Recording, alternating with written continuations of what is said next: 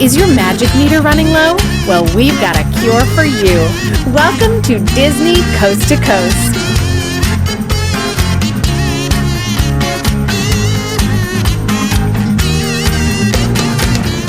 Hey folks, and welcome to Disney Coast to Coast, the ultimate unofficial Disney fan podcast. I'm Jeff DePauli, and in honor of Kermit the Frog's 65th birthday this past Saturday, and the 29th anniversary of Muppet Vision 3D this upcoming Saturday, I've decided to take a look back at the TV special, The Muppets at Walt Disney World. This TV special originally aired on NBC on May 6, 1990, just about 1 year before Muppet Vision 3D opened at Disney-MGM Studios. I really enjoy introducing you folks to these throwback TV specials you may have never seen before, and considering how many of you wrote in to let me know how much you enjoyed my recent episode discussing the Walt Disney World Happy Easter Parade TV special, I figured I'd introduce you to another. In fact, this time around, I'm introducing myself to this 30-year-old TV special. I've known about it for years, but I've never seen the entire thing all the way through. Luckily for us, you can now watch the entire special for free over on Vimeo. If you're not familiar with Vimeo, just visit vimeo.com and search for The Muppets at Walt Disney World. My friend Jeremy joins me this week as we both discuss our thoughts on watching this special for the very first time. We'll get to it all right after this. If you've ever thought about learning to become a voiceover artist, I've got the perfect online class for you. Visit bestvoiceovercourse.com to be trained by a voiceover instructor who I've personally trained with myself and has helped me book jobs with major studios. Michael Christopher's course will cover topics like essential ingredients for connected voiceover reads, how to break down voiceover copy, breathing and vocal warm-up exercises, and so much more. If you'd like to learn more about voiceover right now, visit getintovoiceover.com for a totally free webinar. And if you're ready to take the plunge and begin the full course, visit bestvoiceovercourse.com. And for an added discount, use code word JEFF when checking out. That's JEFF. Once again, for your free webinar, visit getintovoiceover.com, and to begin the course, visit bestvoiceovercourse.com and use code word JEFF.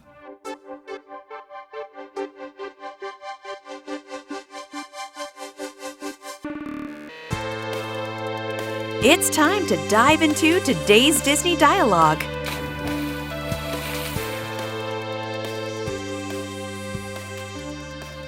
Okay, Jeremy, welcome back to the show. We are here today to talk about The Muppets at Walt Disney World, and I gotta know, was this your first time seeing this, and or had you heard about this? I have heard about this, and I've seen different clips throughout my fandom of Walt Disney World. There's some pretty iconic moments in there, I feel like, that are meme worthy, like Kermit shooting the Nazi, and there's an outtake reel. People who don't know what we're talking about right now are so confused. That's it, folks. That's the episode. We're done. Kermit shoots a Nazi. It's called a teaser, and now I've sparked their interest. But yes. This was my first time watching what we're about to discuss in full. Yeah, now, I gotta say that this was my first time as well, which is a little surprising because I'd known about it for a long time, but I never could find a full video. Luckily, the full video's on Vimeo now, and I learned about it years ago and always wanted to see it, and now this is the perfect time to see it. So this was in 1990, which was a year before Muppet Vision 3D, and this was just about when Here Come the Muppets was about to happen at Disney-MGM Studios.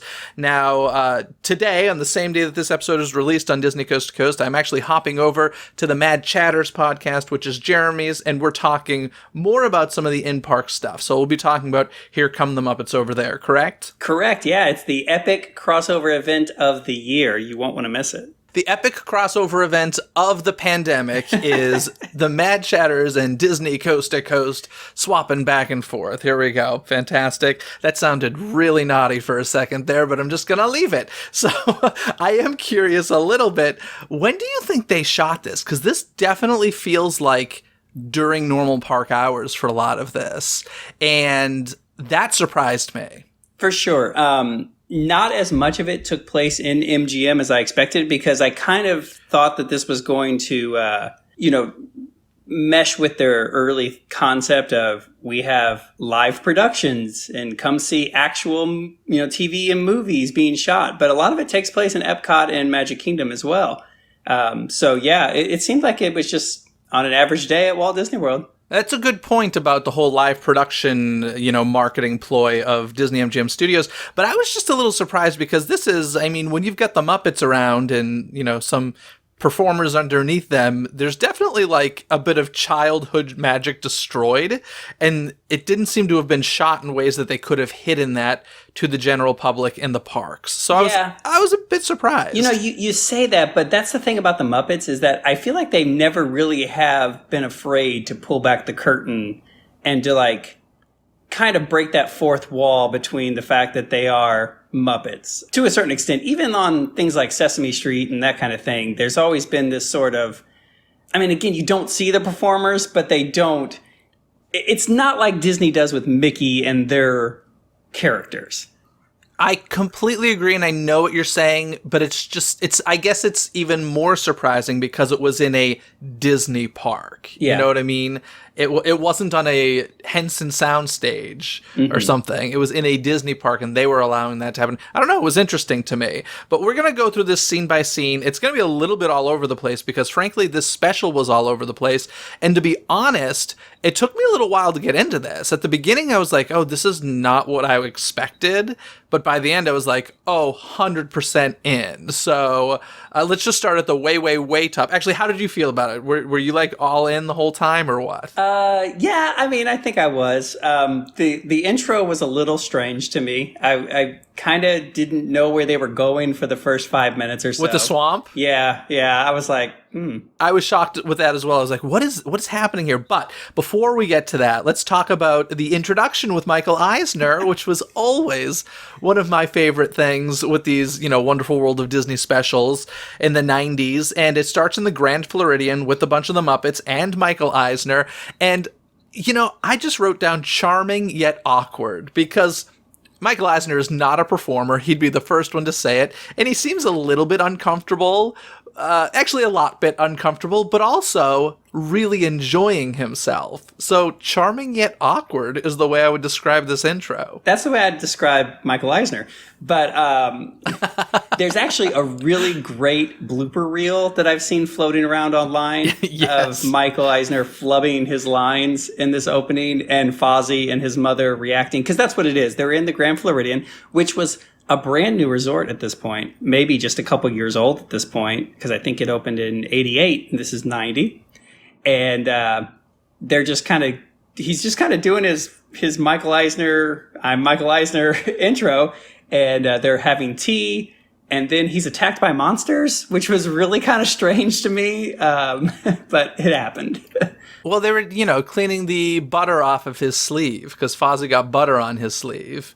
And the way of fixing that was to tear the arm off of the jacket. Not Michael Eisner, but the jacket. But yes, it's, it's the Muppets. Things happen. They're quirky. But it's always a pleasure to see them or see those intros with Michael Eisner. I was thrilled about that. But as you mentioned, this does start in a swamp. And to me, it actually kind of looked like a jungle. And for a second, I honestly thought for a minute, I was like, are they in the universe of energy? Like, it got me. That would have been quite the way to start it, with them slugging amongst the dinosaurs. But no, we find out that they're actually in a swamp that apparently is right outside property or even on property, just outside the parks. Yeah, so swamps, Florida, it's appropriate. Totally works.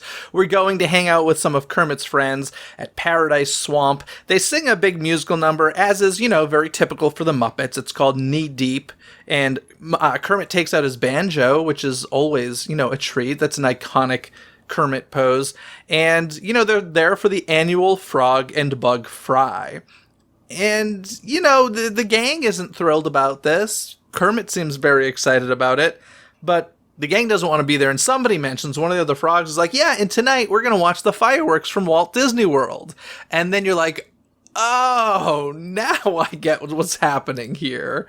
And I actually thought that was kind of clever, to be honest. Like the animals or the frogs hanging in the swamp, so close to Walt Disney World. That totally works, right? It worked, but it took a good 7 minutes to get there. Absolutely. And for like a, 44-minute special without commercials or whatever it is, it was a good chunk. But I had the same exact thought. I was like, wow, okay. At first it's, what are they doing? Then when you figure out what they're doing, it's like, it took that long? All right. Interesting. Very interesting. I should note here, just because it's like an ongoing thing throughout the entire special, it's kind of random and weird, but a bucket does land on Beaker's head, and his head's stuck in a bucket the entire special. I don't know why, but that's a thing that happens during this musical number, so it should be said. Yeah, Beaker is the one who gets the unfortunate abuse in most of the episodes, so it makes sense that he has a catastrophe to start that continues to follow him throughout the special. Yeah, and during this little scene, Kermit tries to start It's Not Easy Being Green, but he gets shot down. I thought that was really clever because it was very self-aware, of the Muppets. Well, the Muppets very much are self-aware, always, and I love that about them. But yeah, it was a cute little moment. Yeah, it made me chuckle, especially hindsight, of course, being that this is Jim Henson's last special, the last thing that he worked on. In fact, it came out May 6th, and he ended up passing away 10 days later after this was on TV. So it was kind of like a little chuckle as well, being so self-aware, knowing that it was his last project. Yeah, I wonder if he shot this first or Muppet Vision 3D, because he did perform in Muppet Vision 3D, and they were probably just around the same time, is my guess. Yeah, I would imagine so. But yeah, sadly he did pass away very soon after. But yeah, that's how it opens. So then we finally get to Walt Disney World. And of course, where do they head first? The newest park that they need to promote, Disney-MGM Studios. Of course, now Disney's Hollywood Studios. And this is where we meet a security guard. And it's played by the actor Charles Grodin. And I'm going to assume, you being a Muppet fan, you know the connection between the Muppets and Charles Grodin, yes?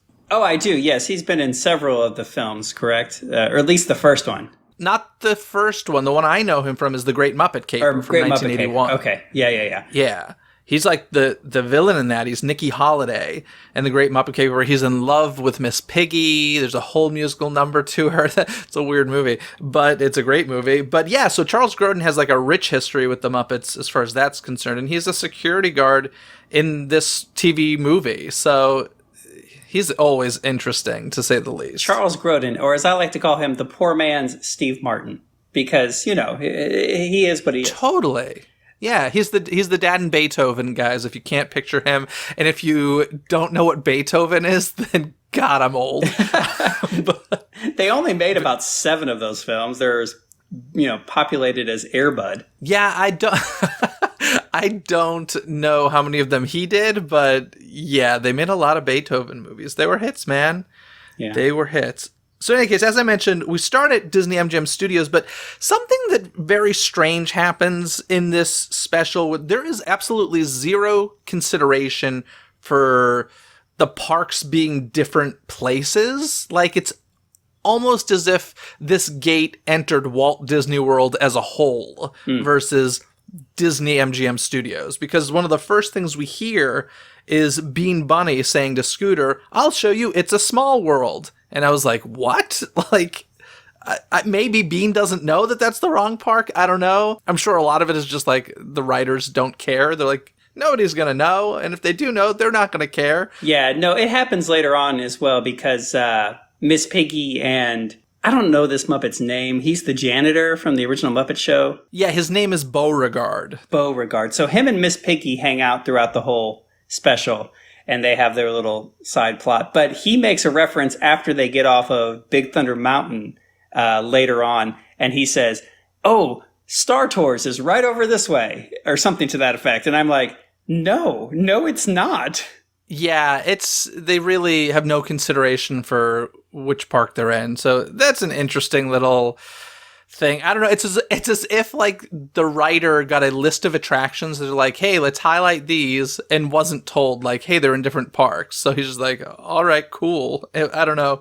It's very strange. We should mention that Animal actually broke in to Disney-MGM Studios, and that's how the Muppets got in there. This always cracks me up in any kind of Walt Disney World special when characters in the show do things that are clearly against the rules and in some cases against the law. They just like bust in and they're like, oh, we forgot our wallet. Sorry. I'm like, no, that's not the way it works. Well, that's why they're being chased the whole time by Charles Grodin security. That's true. Yeah. So they're not going to get away with it. The Muppets are in trouble, man. The Muppets are in trouble. We do end up soon after that over at Epcot with Bunsen and Beaker. Of course, Beaker still has the bucket on his head, but we get a shot of Wonders of Life. And did that just punch you in the feels or what? Yeah, it definitely. I mean, I never really got to experience Wonders of Life in its full glory. I became a Disney Parks fan after it was kind of on its way out. But to see Epcot as it once was always kind of makes me nostalgic for things I never knew. So I get it how the fanboys would react to that shot. Yeah. I just loved this scene of Bunsen and Beaker in Epcot just because it was just kind of like this full circle thing of like the Muppet Mobile Lab that has been there in more recent years featuring Bunsen and Beaker. And I was like, oh my God, they're like in their stomping grounds, but they don't even know it yet. Yeah, well, that's kind of how I felt about seeing them in Hollywood Studios, or excuse me, MGM as well, knowing that they were about to get their own land in a sense, but it wasn't quite yet. Yeah, no, obviously a lot of those plans were in place. As I mentioned, that Here Comes the Muppet Show was about to be there. The thing that's interesting with the whole Here Comes the Muppets thing is it doesn't use like the puppet Muppets. It used full body mascot costume Muppets, which has always been very weird to me. So it's they had this TV special and like literally less than a month later that show opened.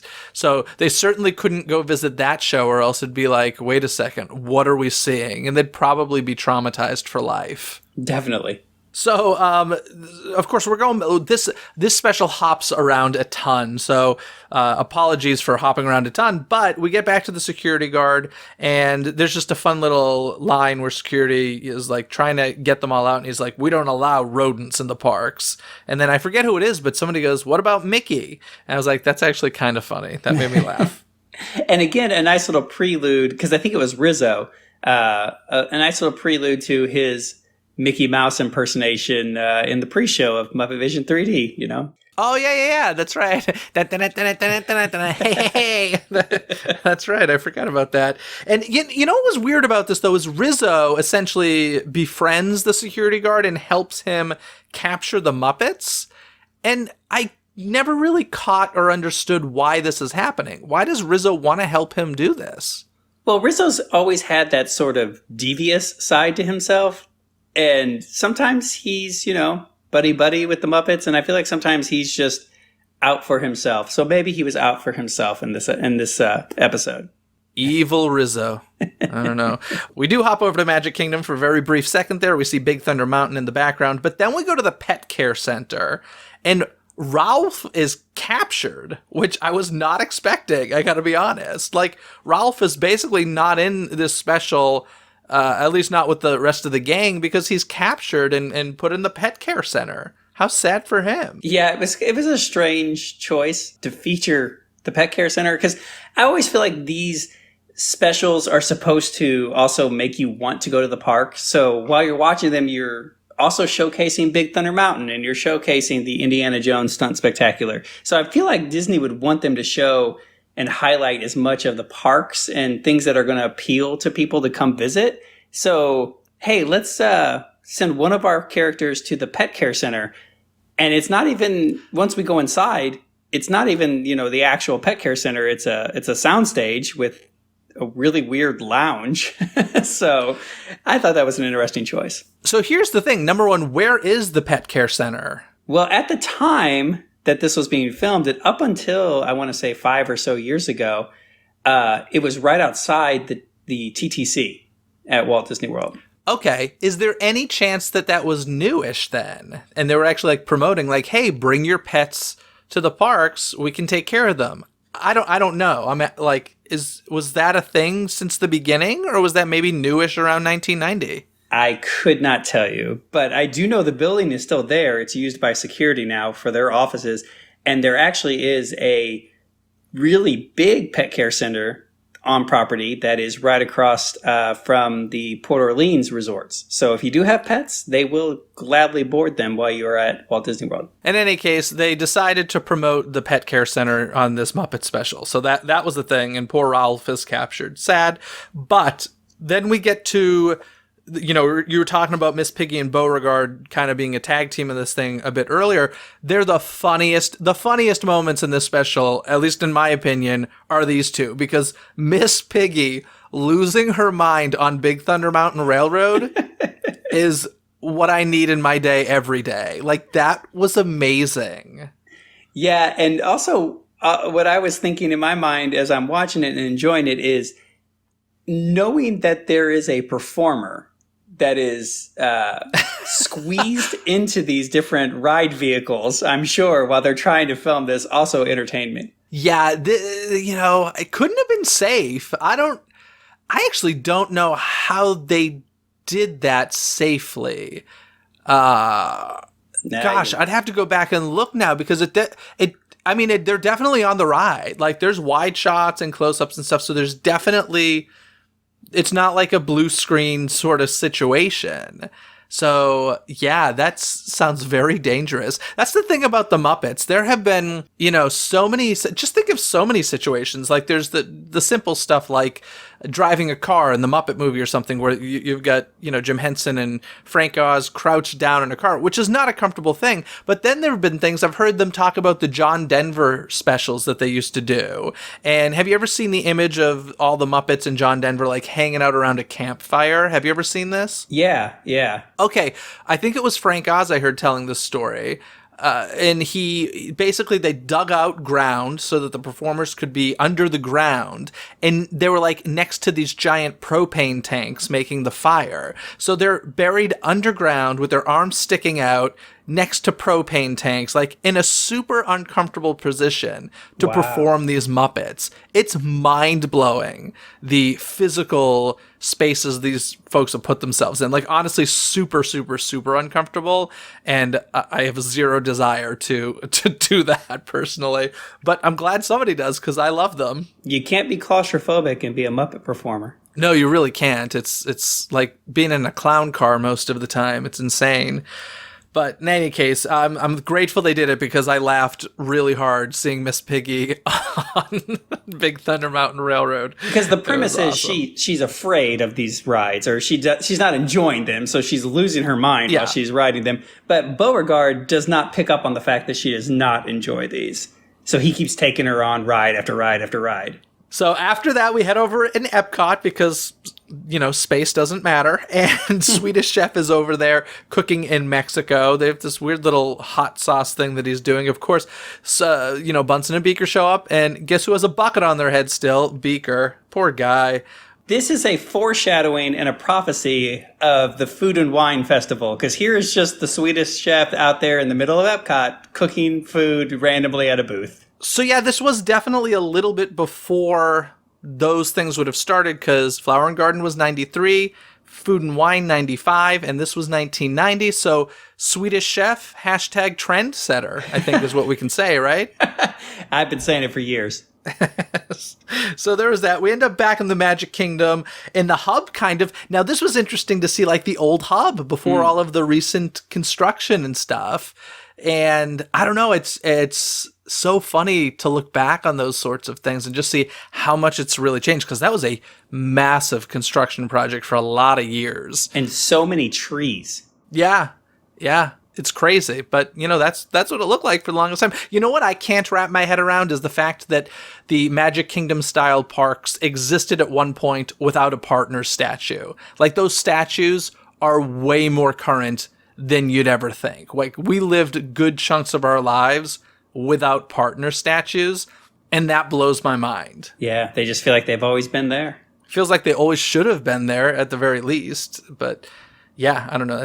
That always weirds me out. But in any case, in the Magic Kingdom, we've got Fozzie telling jokes, and the poor guy can't tell a joke to save his life. So, which is another premise there, because he's telling jokes because they don't have any money. Remember, because they couldn't buy tickets to get in. Because they don't have pockets. They don't have pockets. But he's telling jokes and essentially panhandling in the Magic Kingdom so that they can buy some lunch. Again, something that is not allowed. It just blows my mind. Well, they were doing it in secret. Nobody was watching, thankfully. Charles Grodin security was not around at the moment. So now this weirded me out. The next thing we get on Main Street USA on the trolley, we've got Statler and Waldorf just showing up and basically complaining that there's nothing to complain about because Walt Disney World is so perfect, which is very much on character point for them. But I was like, oh, okay, Statler and Waldorf are here too. I guess that works. Yeah, I didn't see them in the swamp, but something that's kind of weird because they are complaining that there's nothing to complain about. And then if I remember correctly, it cuts to a different scene and maybe even a song. And then it cuts back to them randomly serenading an old lady on the same tram. Yes, there is like literally tons of hopping back and forth here, no pun intended. But these scenes are just so like, and they're super, super quick. Like some of them will be like 30 seconds long and then hop from one thing to another. And there's so many different groups of people going on. It's a strangely structured special to be sure. I'd say the second half does a better job than the first half, but yeah, it's very interesting, the Statler and Waldorf introduction, and then we cut away to Gonzo and his, chicken Camilla. And are they in the Utilidor? That's what it looks like. They end up underground because Gonzo's weird. And it kind of looks like they're in the Utilidor, doesn't it? Yeah, I think that's what's implied. And ultimately they end up into the laundry room. The laundry, which is, and it was a massive, massive, massive laundry room. And so I'm thinking it actually was like on property laundry. And that cracked me up. I was like, wow, they're promoting the pet care center and they're good housekeeping. Yeah, I did enjoy Gonzo and that sort of side story. I just thought it was funny and so Gonzo because he's fascinated by things that are not really what's supposed to be promoted. Like he looks in a trash can and says, ooh, a collection of used cups and look at this and a sewer and the laundry and it's so Gonzo. It is very Gonzo. It's very. That's the great thing about the Muppets is number one, they're so like they've got their style of doing things, yet they fit in so many different circumstances. I always go back to the whole, great moments in American history with the Muppets at Magic Kingdom. I can remember when that was announced. I was like, this just seems blasphemous. Like I was really, as much as I loved the Muppets, I was like, this just does not fit. And then it happened, and I'm like, gosh, I should have known better. Of course it works. It's the Muppets. They know how to make that sort of stuff work. They have such a unique and consistent, when done right, sensibility. And that's what I love about them. They're great. We do get a little a little clip of Kermit and, his little nephew Robin over on the backlots of New York's, the backlot New York set over at Disney-MGM Studios. And that always makes me, the fact I haven't been in Disney's Hollywood Studios since that's been it was probably destroyed at the point, but not since Galaxy's Edge opened. And it still makes me sad to think that's not there. Oh, so sad. I actually, behind the curtain here, a couple weeks ago, I was in a big early MGM mood, and I was watching everything on YouTube and just really in that sort of zone. You know how you get locked into something and you just want to absorb everything about it. And it made me so sad knowing that sort of idea of the park is never going to be again. And so, to see New York Street and San Francisco and to not be there anymore, it's heartbreaking. Do you know what I blame for the killing of movie studio theme parks? I think I do. Is it DVD extras? Yeah, it's DVDs. They killed... Well, it's DVD and CG. Those are the two things that killed behind-the-scenes theme parks because people saw it all on DVD special features. Mm-hmm. And then also with movies so CG heavy as far as being made today, that's not interesting to watch being made. So between those two things, it killed the movie studio theme park, which is really sad because I loved it for sure. The amount of time it lasted. Yeah, and it was just cheaper. You can't blame the studios necessarily, but not to get off on a tangent, but I know you, like I, have been watching the prop culture on Disney Plus, and that's one of the things in the Honey, I Shrunk the Kids episodes they talk about is how if that movie was made today, it would be made entirely different. Well, and it kind of was. When they did Honey, We Shrunk Ourselves, the direct-to-video one, that one was very CG heavy. And, it would be even more so today. So yeah, that's part of the appeal, aside from the brilliant Rick Moranis. But like the way they made Honey, I Shrunk the Kids is something that will like never really be done again. Not unless people like purposefully, the way that every once in a while you'll get somebody to make a black and white movie by choice or something. You could totally get some director out there that's like, I really want to make a practical effects movie, and that'd be phenomenal. But it'll never be the norm again. Yeah. And that's why, movies like that are so special, I think. But in any case, I also love the fact that when they were on New York Street, like at that point, it wasn't yet Streets of America, which is, I always knew it as Streets of America. So it's always interesting when you hear them referred to as New York Street. Yeah. And at this time, you couldn't even walk on them, correct? Because that's when the tram tour went through there. I believe so. I don't know how long that lasted, but there was definitely a good portion of time where that was a street only driven through by the tram tour, and it was not something you could walk around. So I do feel like that lasted for a short period of time. At this point, the park would have been open for about a year. I'm not 100% sure when that transition happened, but quite possibly you could be right. But in any case, then we head over to Epcot again in World Showcase, and we go on a World Showcase tour with Dr. Teeth and the Electric Mayhem, and they sing a song called Rockin' All Around the World, which is very appropriate. But I've got to say, and just point out, the cameo by the It's a Small World doll puppets in this. Very interesting choice. And I wonder, if they were trying to tie that in with the... Well, no, because I was going to say Tapestry of Nations, but that still was way in the that was a decade away. Yeah, because that's what my initial thought was, Tapestry of Nations, when those puppets first came in. But yeah, that was 2000. So interesting choice. There's another weird thing before they sing the song, because it's the Electric Mayhem band, and they sing about how they want to go. Every rock star dreams of going on a world tour, so they get that opportunity in the World Showcase, and they perform in every pavilion. But they set up this joke, and they're like, well, what every rock star dreams about? And they're like, no, not that thing, the other thing. And they kind of like allude to this, but they never say what the other thing is. And I really don't know what they're talking about.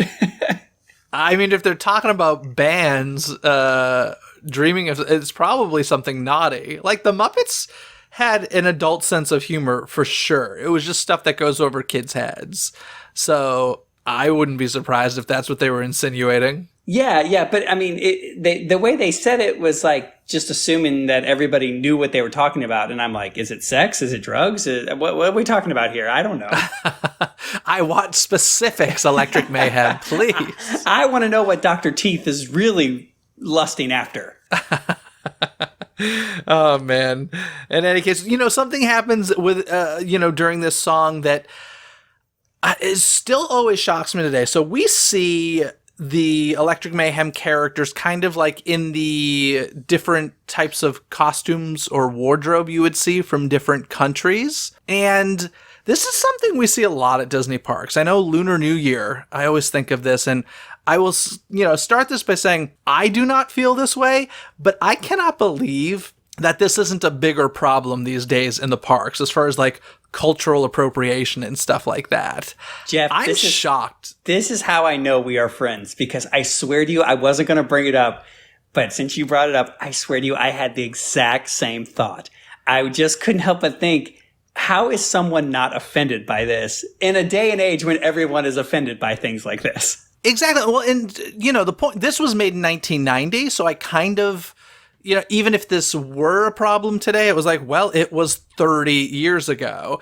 Mm-hmm. But like literally in January, I was at Disneyland doing Lunar New Year, and you got Mickey and all of this Chinese garb and stuff. And like I said, it does not offend me, for the record, but I'm just very surprised. And I do predict that like a decade from now, you won't see that anymore. I'll be surprised if, unless we start going in the other direction of people being less sensitive, but everything's cyclical. It'll eventually happen. But I don't know. I'm just very surprised that they can still get away with it in the parks. And it's common, I would say. I mean, you've got Donald in his little sombrero at Epcot, don't you? Isn't that like a regular thing? Yeah, he meet and greets. Yeah, it's definitely a fine line between celebration and stereotype.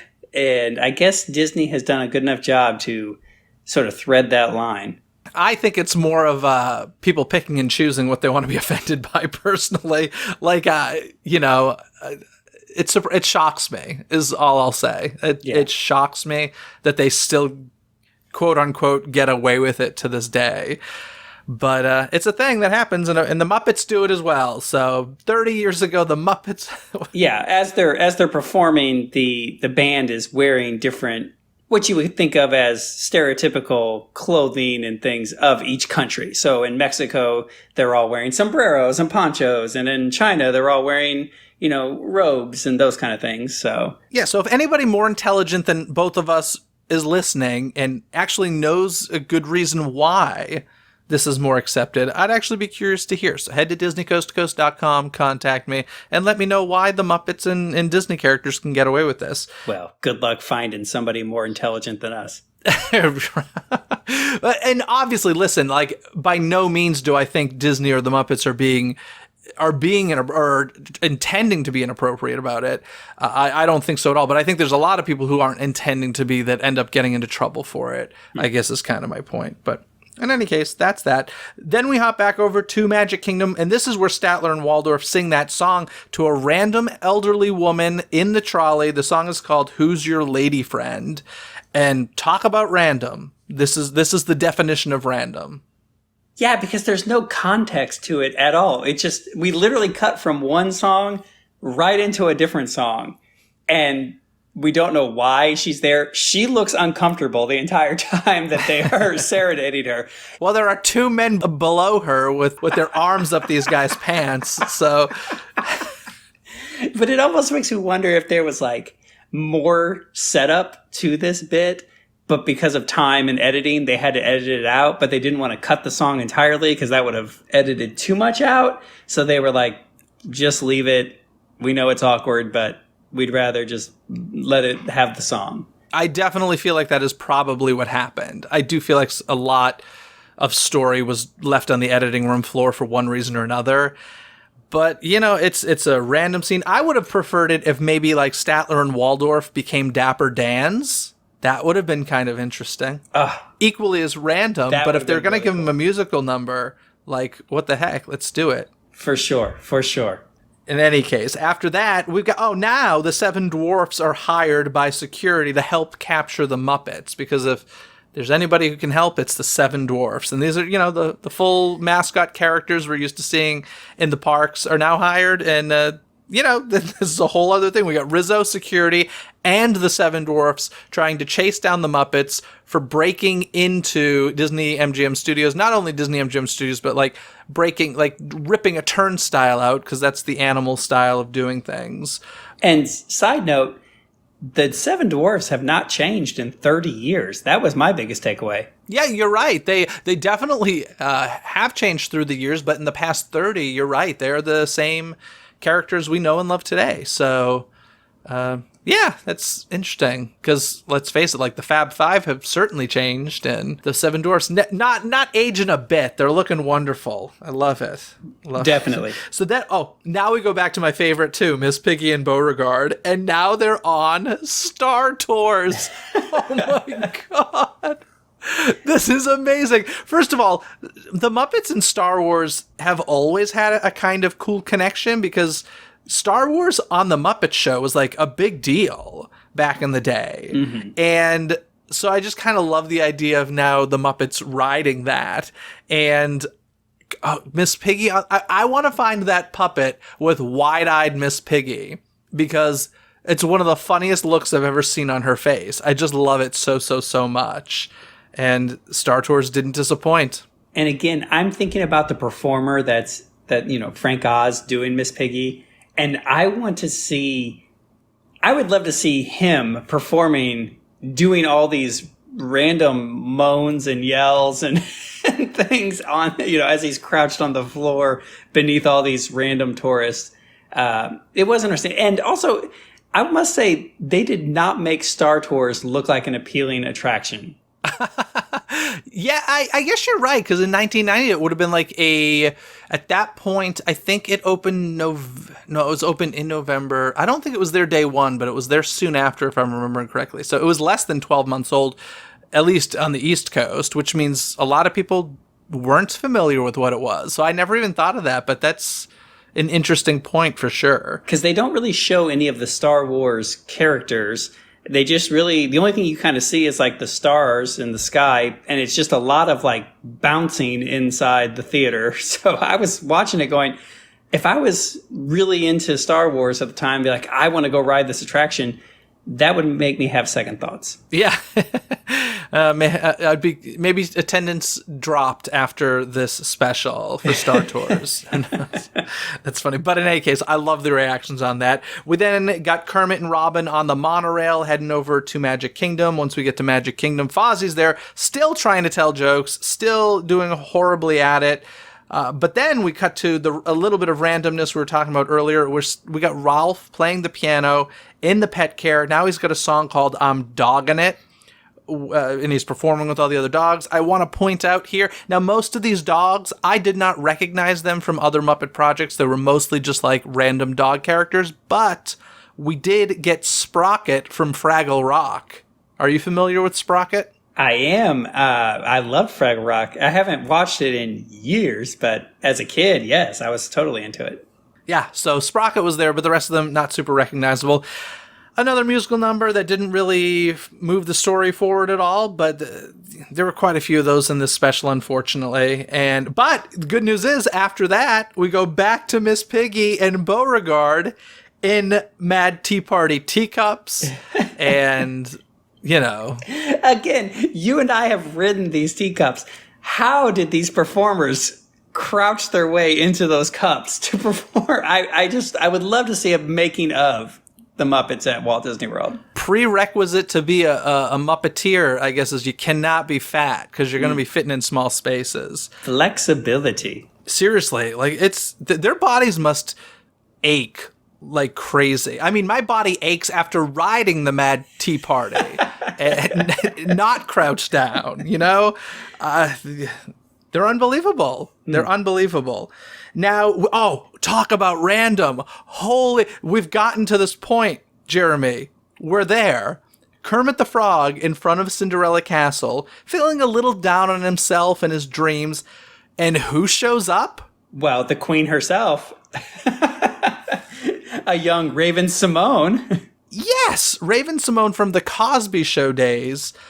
Was this random or was this random? It was absolutely random, but it was like, you know, in every one of these specials, because Kermit is a little frustrated that his friends do not want to enjoy the frog festivities back in the swamp, and they would rather be at Walt Disney World. And then once they all got there, they all went their separate ways, and now he's trying to find them, and he's a little upset that they didn't enjoy the things that he thought they would enjoy. And then here comes Raven Simone out of nowhere, and with no adult supervision, might I add. None at all. And she doesn't even identify herself as Raven Simone. So in the context of this special, she is just random little girl. Because she's what, maybe 5, 4, 6? Oh yeah, she's very, very young. Yeah. She is not yet, you know, That's So Raven. You know, she's not that Raven Simone yet. And she basically tells, I can't remember exactly what she says to Kermit. Basically cheer up and then start singing. You know, she said, I once heard from a wise person the following, and like she starts singing, it's the Rainbow Connection. Yes. And I think to myself in this moment, I'm like, I don't believe this. And then what does Kermit say? He says, I don't believe this. And I was like, oh my God. Kermit just read my mind. I couldn't believe what was happening. I didn't know this existed. Had you seen this clip before? Never. Absolutely never. And mind you, they are strolling on the pathway by Cinderella Castle. So it is like picturesque as far as the shot goes.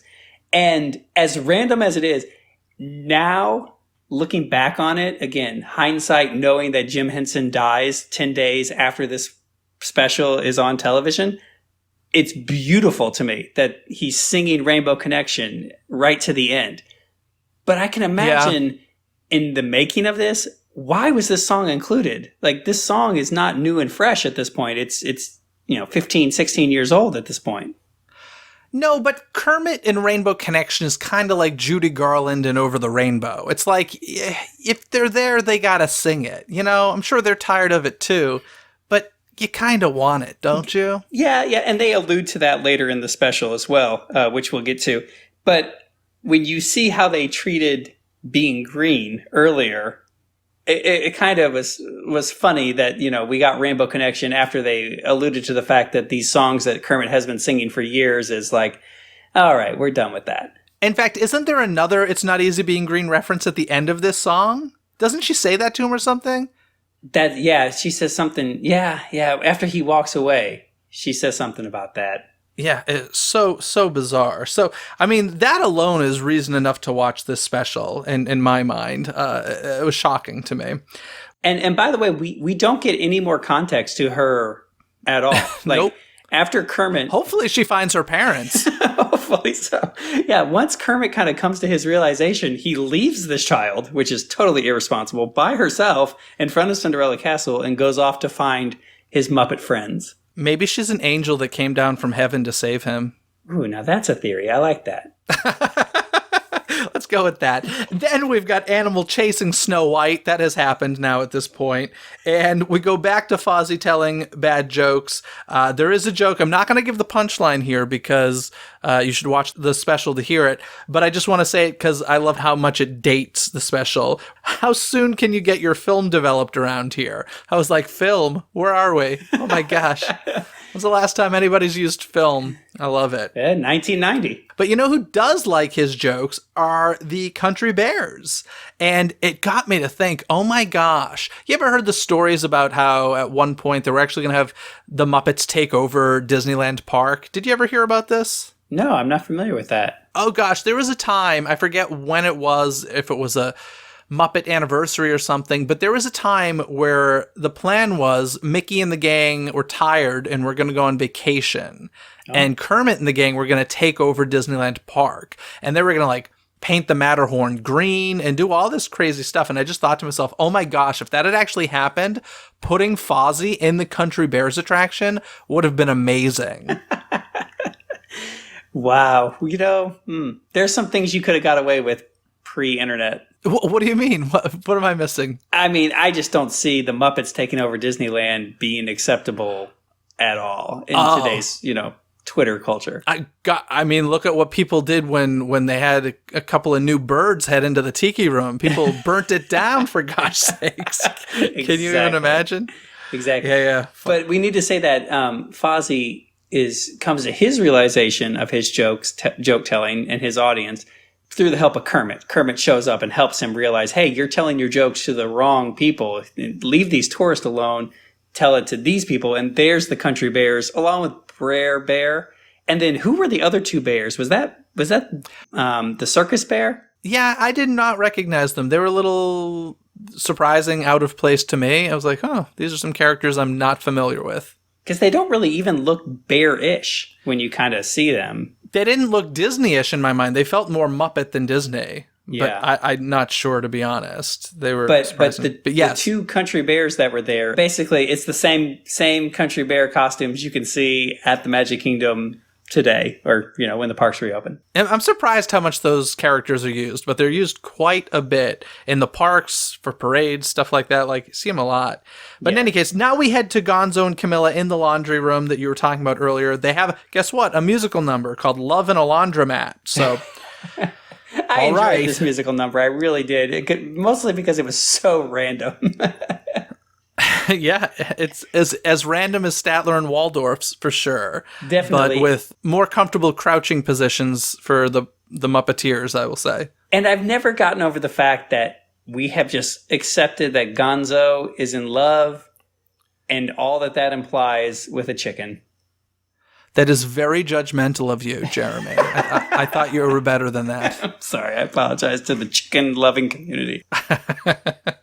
So, okay, now we get to the point where Kermit shoots a Nazi because we head to the Indiana Jones Epic Stunt Spectacular.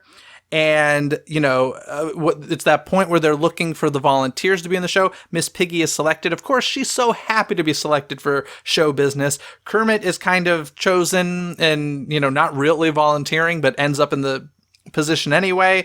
He is playing Indiana Jones and she is playing the female lead, and they do portions of the Indiana Jones Epic Stunt Spectacular, gun in hand included, where Kermit reminds us very often that he does not condone violence, but as you said, he shoots a Nazi. We have the truck flip over and catch on fire. We have the airplane.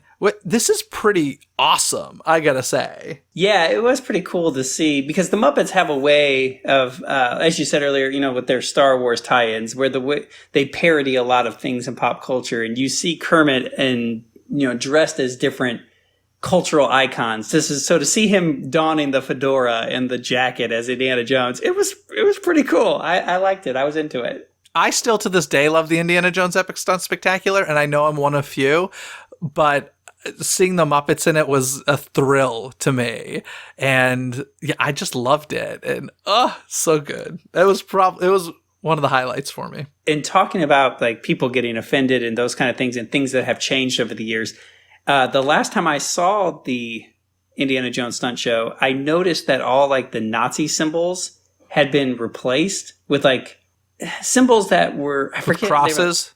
They were like crosses or triangles. I think that happened. I think that happened a very long time ago. Okay, but in this special, they still had the Nazi symbols, the swastikas. Oh my! On the plane. Gosh, that's what I noticed as this was going on. So. I did not notice that, but yes, times have changed for sure. That should be like a Jeopardy trivia question. When did Kermit the Frog perform with Nazis? What is the 1990 TV special, The Muppets at Walt Disney World? Correct, for $1 million. There we go. Love it. That should have been a question during Who Wants to Be a Millionaire Play It at Disney's Hollywood Studios. There you go. I did think they missed an opportunity, though, because to see Kermit running from the big boulder, I think would have been a fun shot, but whatever. Agreed, but let's think about those Muppeteers for a second. It probably wouldn't have been that difficult. That would have been easier than crouching in a teacup, probably. Yeah. So, yeah, so I don't know. But in any case, after this, the Muppets are caught. And one thing we forgot to mention is kind of Miss Piggy this whole time just wanted to go to the Chinese theater. She's a showbiz lover. She just wanted to go to the Chinese theater. She never gets there. They get caught by security, and, they have to explain themselves. And finally, Kermit convinces security that, hey, I'm friends with Mickey, and gets on the phone with them. And the reason they're friends is because they're both members of FASA, F-A-S-A, the Fictional Animal Stars of America. I learned something new. I didn't know that. Yeah. I think Roger Rabbit and Bugs Bunny are also card-carrying members. Wow. I'm gonna ask Mickey to see that card next time I see him.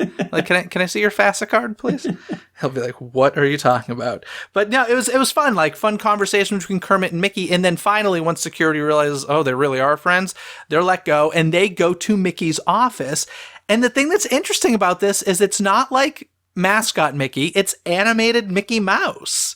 And, they go into his office. It reminded me of the end of the Muppet movie when they go into Orson Welles' office and they're being welcomed. And in fact, Mickey even says, "Welcome to the family," which I thought was really interesting. Now, obviously, this makes sense because the Muppets did become part of the Disney family in the sense that they had attractions in the parks. But it wouldn't be until 2004, 14 years later, that they were really welcomed to the family and actually purchased. So that was interesting. But also at the same time, from what I understand, they were in talks to buy the Muppets even that early on. This is when a lot of talks was happening, going back and forth. In fact, on the Mad Chatters podcast, if you listen to this as a companion, we interview Jim Henson's biographer, Brian J. Jones, and he talks about how at this time, it's getting towards the end of Jim's life, but people don't really realize that, but there's negotiations happening between the Muppets and Disney. And Jeffrey Katzenberg is the one that's really kind of putting the rub and causing the deal to break down. I had heard it was Eisner that was the problem. No, see, according to him, Jim and Eisner got along really well, and people kept telling Jim, don't talk to Katzenberg because that's what's upsetting you. That's what's causing a breakdown. Just go to Eisner. Just talk to Eisner. Because Eisner, way back in the early 70s, as a studio head or whatever he was at Paramount, greenlit one of the early Muppet Show pilots back then for ABC. So he's always appreciated the Muppets. So Jim always had a good relationship with Eisner. That makes more sense about like why Eisner looked like he was having so much fun at the beginning of this special. You know, in this meeting with Mickey, I want to say I love the fact that Walt's picture is hanging on the wall back there. And, you know, the Muppets are officially welcomed to the family. And I thought this was a smart way to do it through this TV special. It is a very nice note at the end because Miss Piggy does get to the Chinese theater. We see the Muppets putting their handprints at the Chinese theater.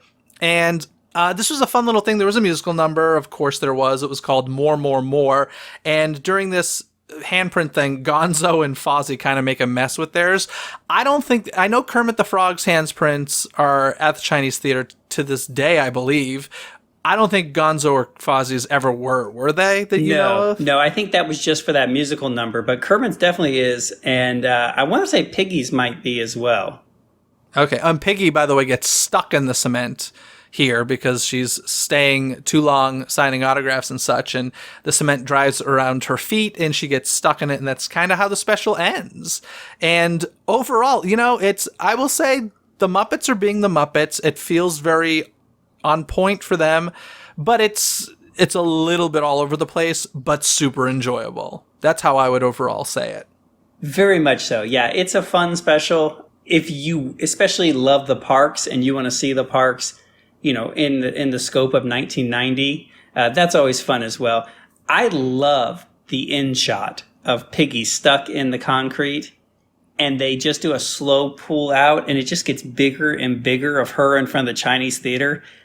I would love to know how they did that shot, because she's still moving and wiggling, like trying to get herself free as they keep getting further and further out, and you just can't help but wonder where the Muppeteer is at. Yeah, it was not robotic. It didn't look like a robotic figure. My guess is if you zoomed in, and it's hard to do with these older quality videos because the quality is not that great. But if you were to zoom in, you probably could see somebody wrapped in, black fabric or something. But like you said, it is hid very, very, very well.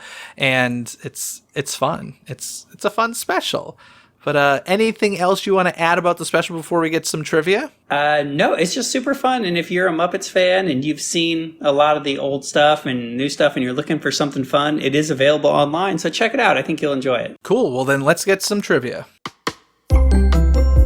Do you know the answer? Get your brain gears churning and play along. It's trivia time. Alrighty, do you want to hit me with a trivia question first, or shall I hit you? I'll go first. So, we are celebrating all things Muppets, and I have been in a Muppet mood, and I've been watching everything Muppets lately. So I want to see if you know who was the first celebrity guest on episode 1, season 1 of The Muppet Show back in 1976. Now, I'm going to preface it by saying they did 2 pilot specials that kind of floated around to sell the show, but not counting those 2 pilots. The very first Muppet episode that it debuted in September of 1976. This is kind of a guess, but it might be Ethel Merman? She did appear in season 1, but it's not Ethel Merman. But you're on the right track in that it was a star of Broadway. Ooh. Broadway. Male or female? It's a male. Male Broadway star. Oh, gosh. I believe he's still living, has a famous daughter. Is it Ben? Famous daughter? I was going to say Ben Vereen, but probably not. I don't know. Who is it? It was Joel Grey.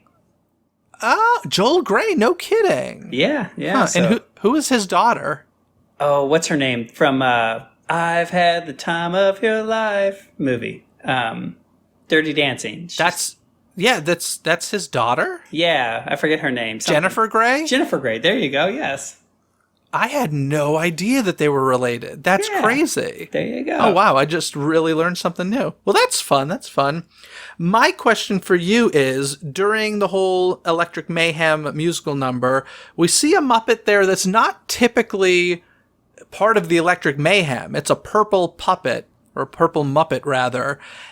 Do you know his name this is kind of a multi-parter. Do you know his name?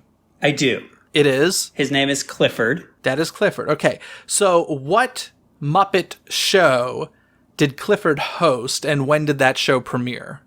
Okay, so Clifford was the host of Muppets Tonight, which Very was good. part of the TGIF lineup in the 90s. Voiced by Kevin Clash, who also did and performed most famously Elmo. And I want to say Muppets Tonight premiered in 1996. Yeah, 96 to 98 that show ran. Very good. You're a Muppets Tonight fan. You passed. Ding, ding, ding, ding, ding. Jeremy, thank you so much for coming on to talk about the Muppets at Walt Disney World TV special. And as a reminder, folks, today, same day that this episode is released, I am over on the Mad Chatters podcast, where we talk about Muppets in the Disney or the Walt Disney World part. I think it's primarily Walt Disney World stuff, right?